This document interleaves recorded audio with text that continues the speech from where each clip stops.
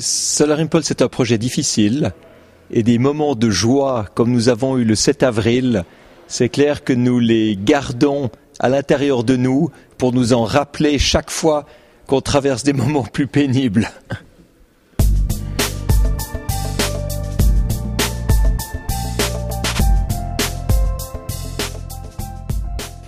Alors les partenaires nous ont tous dit qu'ils étaient très fiers d'être dans un projet comme Solar Impulse. Au niveau du public, nous avons reçu des messages enthousiastes. Beaucoup de gens nous disent « Heureusement qu'il y a des projets comme celui-là, ça donne de l'espoir, ça donne de l'optimisme, on a vraiment besoin d'un esprit de pionnier et de démonstration comme ça. » Et c'est magnifique de voir que finalement c'est vraiment un projet qui plaît et qui est compris, je dirais, c'est encore plus important, qui est compris dans le public. Et puis, il y a toujours une ou deux critiques. On en a reçu une.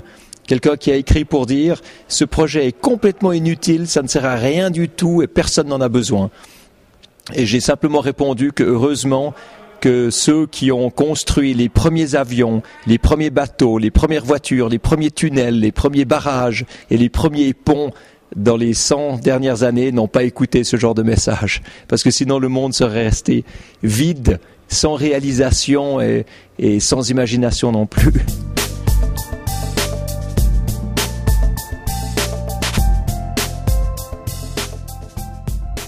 Il y a des gens qui nous ont écrit pour dire « Nous prions pour votre projet ».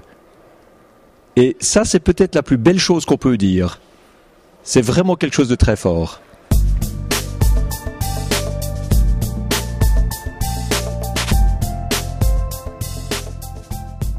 Alors nous avons un programme très clair qui est donné par l'Office fédéral de l'aviation civile et que André Borchberg et moi nous suivons. Nous avons fait déjà plusieurs heures d'entraînement avec un planeur de grande envergure. Nous avons fait de nombreuses heures dans le simulateur de vol. Et puis il y a l'initiation au cockpit que nous avons déjà faite.